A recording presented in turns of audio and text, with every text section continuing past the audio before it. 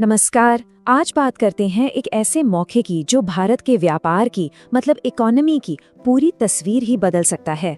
एक बहुत बड़ा आर्थिक दरवाजा समझिए भारत के लिए खुल रहा है। 55 से 60 ट्रिलियन डॉलर। जरा इस नंबर के बारे में सोचिए। ये इतना बड़ा है, मतलब भारत की जो आज की इकोनॉमी है ना, उससे लगभग 20 गुना ज्यादा। और यही वो जबरदस्त मार्केट है जो अब हमारे एक्सपोर्टर्स के लिए खुल रहा है। तो सवाल ये उठता है कि भाई ये इतना बड़ा मौका आ कहां से रहा है, इसके पीछे है क्या, और सबसे जरूरी बात, भारत इसका फायदा कैसे उठाने वाला है। चलिए इसी को थोड़ा और समझते हैं। ये जो 60 ट्रिलियन डॉलर्स का मौका है ना, इसके पीछे हैं दो बहुत बड़े मतलब हिस्टोरिक ट्रेड एग्रीमेंट्स। और ये डील्स किसके साथ हैं? दुनिया की दो सबसे बड़ी इकोनॉमिक पावर्स, अमेरिका और यूरोपियन यूनियन। ये भारत के लिए एक तरह से गेम चेंजर साबित हो सकते हैं। और देखिए, ये बात कोई हवा में नहीं है, ये खुद कॉमर्स और इंडस्ट्री मिनिस्टर पीयूष गोयल का बयान है। तो मतलब ये कंफर्म है कि ये डील्स कितनी बड़ी हैं। तो ये जो 60 ट्रिलियन डॉलर का फिगर है, ये दो हिस्सों में बटा है। एक डील है अमेरिका के साथ और दूसरी यूरोपियन यूनियन के साथ। चलिए एक एक करके दोनों को समझते हैं। अच्छा, एक बात समझना बहुत जरूरी है, ये दोनों डील्स एक जैसी नहीं है। अमेरिका के साथ जो है वो एक इंटरिम यानी कि एक शुरुआती समझौता है। इसका फोकस कुछ खास चीजों पर टैरिफ हटाकर फौरन राहत देने पर है। दूसरी तरफ यूरोपियन यूनियन के साथ एक प्रॉपर फ्री ट्रेड एग्रीमेंट यानी FTA पर बातचीत चल रही है, जो इससे कहीं ज्यादा बड़ा और डिटेल में होगा। अब आगे बढ़ने से पहले ये FTA क्या होता है ये फटाफट समझ लेते हैं। देखिए, आसान भाषा में कहें तो ये दो या ज्यादा देशों के बीच एक एग्रीमेंट है जिससे उनके बीच सामान खरीदना बेचना आसान और सस्ता हो जाता है। अब जरा मार्केट के साइज को देखिए। सिर्फ अमेरिकी मार्केट से ही भारत को करीब 20 ट्रिलियन डॉलर की पहुंच मिल रही है। लेकिन जब इसमें यूरोपियन यूनियन के 27 देश और जुड़ जाते हैं तो ये मौका सीधा पहुंच जाता है लगभग 60 ट्रिलियन डॉलर पर। मतलब इसका स्केल वाकई में बहुत ही जबरदस्त है। तो चलिए पहले अमेरिका वाली डील पर फोकस करते हैं।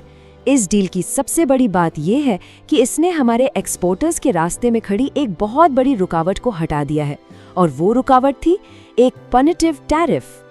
तो हुआ ये था कि अमेरिका ने भारत पर पहले 25% का एक पनिटिव टैरिफ लगा दिया था।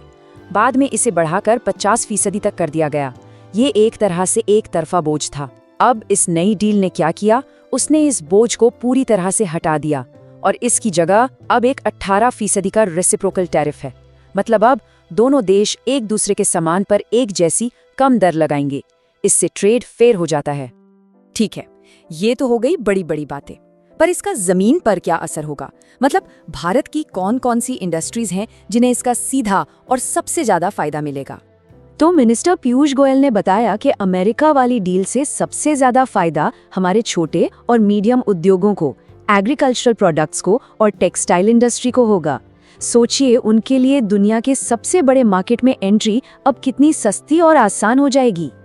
लेकिन हाँ, जब भी ऐसे बड़े मार्केट खुलते हैं तो एक सवाल मन में जरूर आता है, क्या इससे हमारे अपने डोमेस्टिक उद्योगों को, खासकर हमारे किसानों को कोई नुकसान तो नहीं होगा?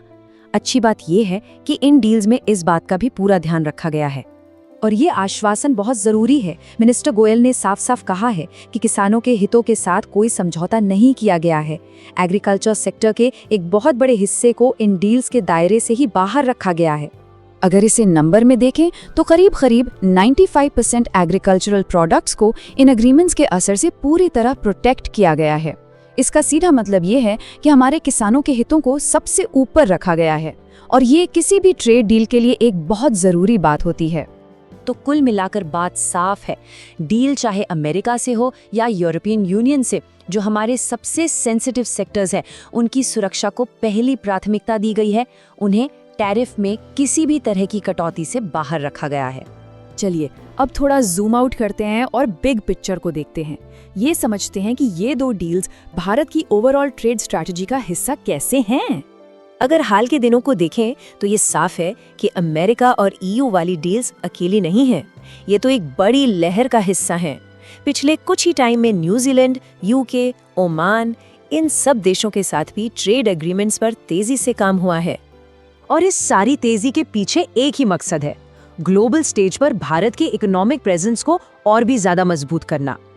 इसे एक तरह की रिफॉर्म एक्सप्रेस कह सकते हैं, जो मिशन मोड में फुल स्पीड से आगे बढ़ रही है।